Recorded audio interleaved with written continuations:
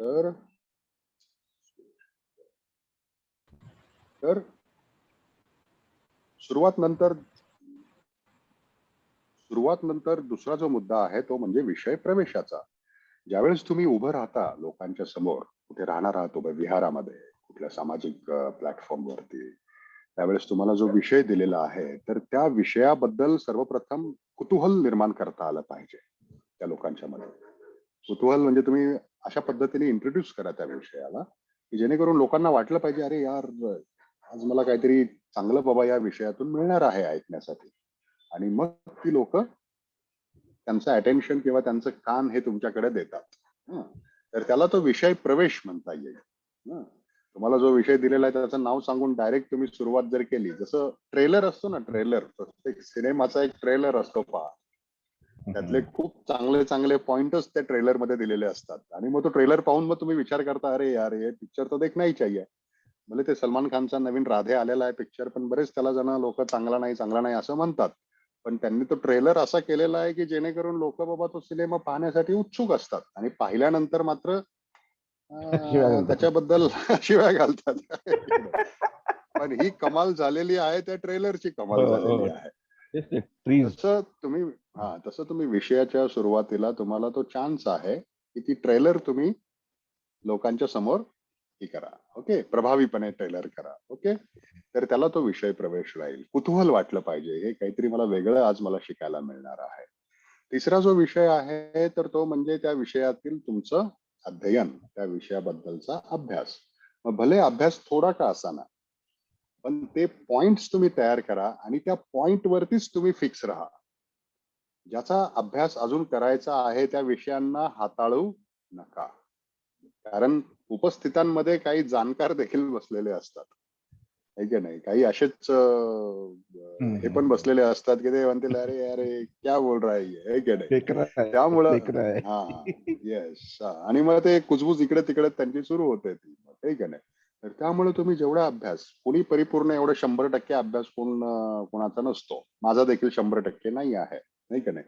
बाबासाहेब सुद्धा म्हणतात, मी एवढं वाचलंय पण अजून मी कुठे गुडघाभर पाण्यातच आहे या ज्ञानाच्या महासागरामध्ये, असं बाबासाहेब सुद्धा म्हणत होते. त्यामुळे अभ्यास तुम्ही किती कराल ते तुमच्यावरती अवलंबून आहे ते, ठीक आहे.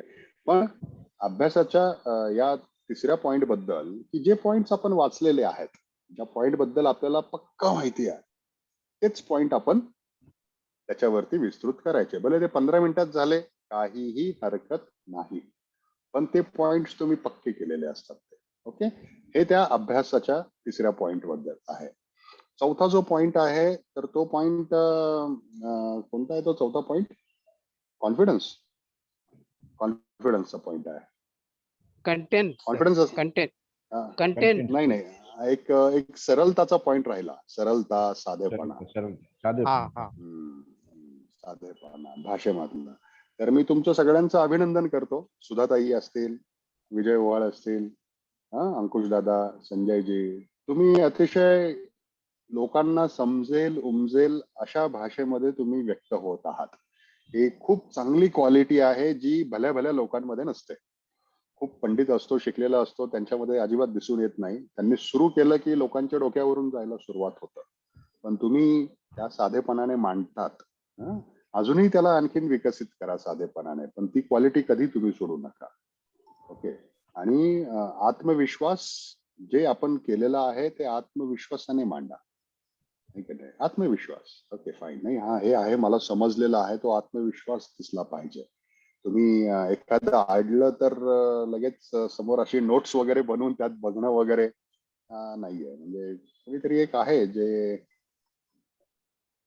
बरेचशी अशी काही लोक आहेत जे समोर असं ठेवतात, त्यांनी प्रिपेअर केलेलं आहे, तर त्याच्याकडे तुम्ही बघू नका. तुम्ही ज्यावेळेस समाजातील कोणत्याही प्लॅटफॉर्म वरती जाणार असाल, ठीक आहे, नाही, तुम्ही नोट्स अगोदर तयारी जरूर करा त्याची, आदल्या रात्री. बाबासाहेबांनी सुद्धा सांगितलंय, तुम्ही लिहून काढा, तुमचं भाषण तयार करा, पण जेव्हा तुम्ही द्यायला जाणार आहात त्या नोट्स फक्त रेफरन्स म्हणून ठेवायचे, त्यातले रेफरन्स वाचून दाखवण्यासाठी. ओके, तर हा कॉन्फिडन्स निर्माण करणं गरजेचं आहे. ह्याच्यासाठी वेळ पण लागतो. आणि सगळ्यात शेवटची गोष्ट म्हणजे समाप्ती. समाप्तीच्या वेळेस तुम्ही कन्क्लूड करता आलं पाहिजे, त्यातले महत्वाचे पॉइंट्स तुम्हाला लोकांना सांगता आलं पाहिजे, कारण लोकांची मेमरी एवढी चांगली नसते. तर त्यामुळे शेवटी त्यांचे 4-5 पॉइंट जर तुम्ही सांगितले तर तेच पॉइंट घेऊन ते पुढे जातात, जास्त काही ते लक्षात ठेवत नाहीत. तर त्यामुळे समाप्तीच्या वेळेस तुम्ही कन्क्लुडिंग करणं खूप गरजेचं आहे. उदाहरणार्थ जे आता मी कन्क्लूड करतो त्याच्याकडे आता थोडक्यात फक्त लक्ष द्या. मी कन्क्लूड आता यासाठी करतो कारण नंबर 1 पॉइंट की आपल्या देशनेची सुरुवात कशी असली पाहिजे हे मी आपल्या सर्वांना सांगितलं. पहिला विषय संजय भोसले जे आहेत त्यांच्या ब्लूप्रिंट याच्यामधले महत्वाचे मुद्दे कोणते आहेत हे तुमच्यापर्यंत मी पोहोचवलेले आहेत. दुसरा जो विषय होता बुद्ध म्हणजे काय, अंकुशदादा गायकवाड, की बुद्ध म्हणजे काय हे लोकांना समजलं पाहिजे आणि अनुसरण करणं म्हणजे नेमकं काय करायचं याची त्यांना स्पष्टता आली पाहिजे. तिसरा पॉइंट होता श्रोतापन्नाचे ते निकष. किती निकष होते श्रोतापन्नाचे? 3 निकष आहेत फक्त, 3 अडथळे आहेत. ते 3 अडथळे सांगता आले पाहिजेत. आणि चौथा जो विषय होता संघं शरणं गच्छामि, अष्टपुरीचं पुग्गला म्हणजे नेमका तो संघ काय आहे, उपासकांचा आहे, भिक्खूंचा आहे का त्या मनोवस्थांचा आहे, तर त्या मनोवस्था कशा आहेत आणि त्याला अनुसरण म्हणजे काय. तर हे पॉइंट्स आता आपण इथे बघितले. खरं मला हे पॉइंट आताच लवकरच शेअर करायचे होते, कारण जसे विषय झाले तसेच ते समोर आले तर आपल्याला पटकन कळून जातं की अरे हा या पॉइंट वरती आपल्याला पुढे बोलायचं आहे. ओके, तर काही हरकत नाही, अजून एक राऊंड होणार आहे आपल्या सगळ्यांचा आणि त्या दुसऱ्या राऊंड मध्ये नक्कीच तुम्ही छान पद्धतीने प्रस्तुत व्हाल आणि कुठेही, माझी तर अशी इच्छा आहे की तुम्ही कुठेही देसना द्या, कोणत्याही संस्थेच्या माध्यमातून देसना द्या, पण ज्यावेळेस तुम्ही देसना द्याल त्यावेळेस समोरचा व्यक्ती या प्रभावित झाला पाहिजे तुमच्या बोलण्यातून, तुम्ही जे सांगत आहात त्याच्यातून, आणि ते धम्म कार्यचं फलित तुमच्या हातून झालं पाहिजे. एवढीच एक इच्छा आहे, बाकी दुसरी काही नाही. आणि ती पायरी गाठणं म्हणजे आपण त्या पासिंगच्या मार्कावरती येणं असं जातं. मग त्याच्यानंतर तुम्हाला अधिक किती विकसित व्हायचं हे तुमच्या हातामध्ये राहील. ओके, पण ती पातळीपर्यंत पोहोचणं साठी हा प्रयत्न आहे. आपण सर्वांनी ऐकून घेतलं आणि बऱ्याच दिवसानंतर आपल्याशी संवाद करण्याची संधी मिळालेली आहे, त्याबद्दल आपल्या सर्वांचं मी मनापासून आभार व्यक्त करतो. इथून पुढे जे धम्म प्रशिक्षक देसना देणार आहेत त्यांच्यासाठी मी अनेक अनेक मंगल कामना, ऑल द बेस्ट इथे व्यक्त करतो आणि हे सेशन आपण इथे थांबवूया. धन्यवाद सर.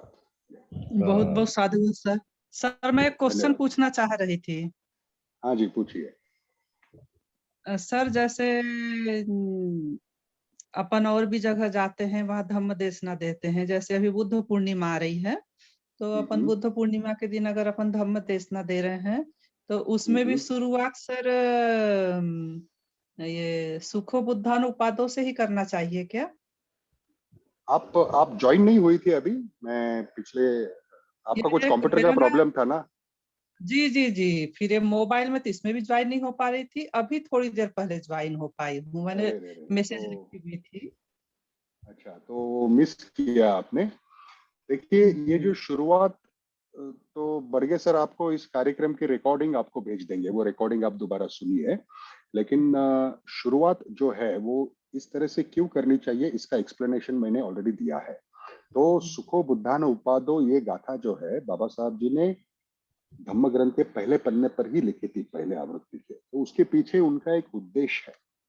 उस गाथा का अर्थ अगर आपने पता किया तो उसका एक उद्देश्य है, ये लोगों को पता होना चाहिए कि सुखद क्या है। बुद्ध का जन्म सुखद है, धम्म का श्रवण करना सुखद है, संघ की और धम्माचरण करने लोगों की एकता सुखद है, एकता सुखद है, और इन सभी ने एकत्रितपणे केलेलं कार्य हे सुखद आहे, हे बाबासाहेबांनी सांगितलेलं आहे.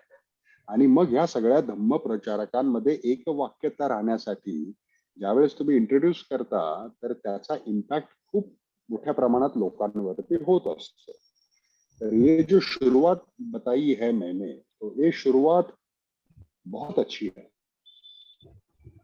बहुत अच्छी शुरुआत है, और ये शुरुआत से आपको लोग क्या जानेंगे, अरे ये बाबा साहब जी के दृष्टिकोण के प्रकार सॉरी। इस शुरुआत से है कि नहीं, क्योंकि इस शुरुआत में वो सब पॉइंट्स आए हुए हैं, तो आपकी पहचान वो हो जाएगी कि आप इस जग के आधुनिक बुद्ध जो है, इस जग के सबसे प्रतिभाशाली व्यक्ति के आप अनुयायी है। ये पहचान लोगों तक पहुंचनी बहुत जरूरी है, ये संस्कार लोगों में होना बहुत आवश्यक है। हाँ, अधिक जानकारी, इसलिए आप इससे शुरुआत कर सकते हैं, लेकिन अगर आप कोई राजकीय प्लेटफॉर्म पे जाती है देश ना देने के कुछ विषय रखने के लिए, या जहां पर अन्य समाज के भी लोग हैं, तो उस विषय के अनुसार, उस प्लेटफॉर्म के अनुसार आप अन्य महापुरुषों का नाम भी ले सकती है। लेकिन जहां जहां आप धम्म देने जाती है, धम्म के बारे में या बाबा साहब जी के बारे में विचार रखने जाती है, तो वहां पर आपके आदर्श कौन है, इसकी स्पष्ट जानकारी लोगों को होना बहुत आवश्यक है। और वो आदर्श क्या है, ये जानकारी का संस्कार भी आप इंट्रोडक्शन से देती है। ओके, तो इस तरह से आप शुरुआत बुद्ध पूर्णिमा के अवसर पर जरूर कीजिए। ओके, और अधिक जानकारी के लिए आप थोड़ा वीडियो का रिकॉर्डिंग आप देख लीजिए बड़े सर से लेकर, और विस्तृत तरह से मैंने इसके बारे में बताया है। Okay Sunanda ji, thank you साधु ऑल। हाँ हाँ सुनंदा जी बोलिए। हाँ सुनंदा जी बोलिए ना, आपका माइक अनम्यूट कर लीजिए। समझ गई सर। बस ओके, मेरे को ही थोड़ा सा समझना था, अभी बुद्ध पूर्णिमा है तो महिला सशक्तिकरण का एक कार्यक्रम है, तो उसमें बोलना है।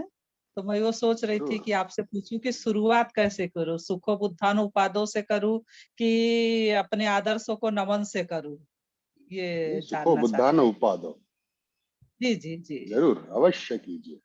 जी जी साधुवाद सर। धन्यवाद। जय भीम, नमो बुद्धाय। Sir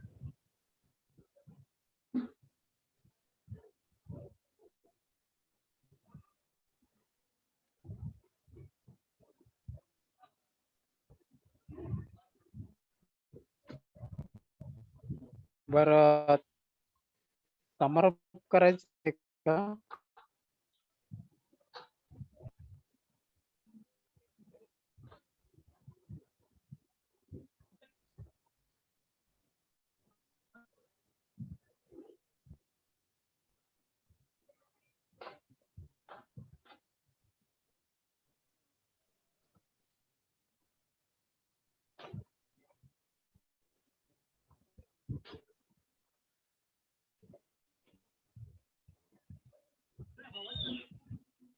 hello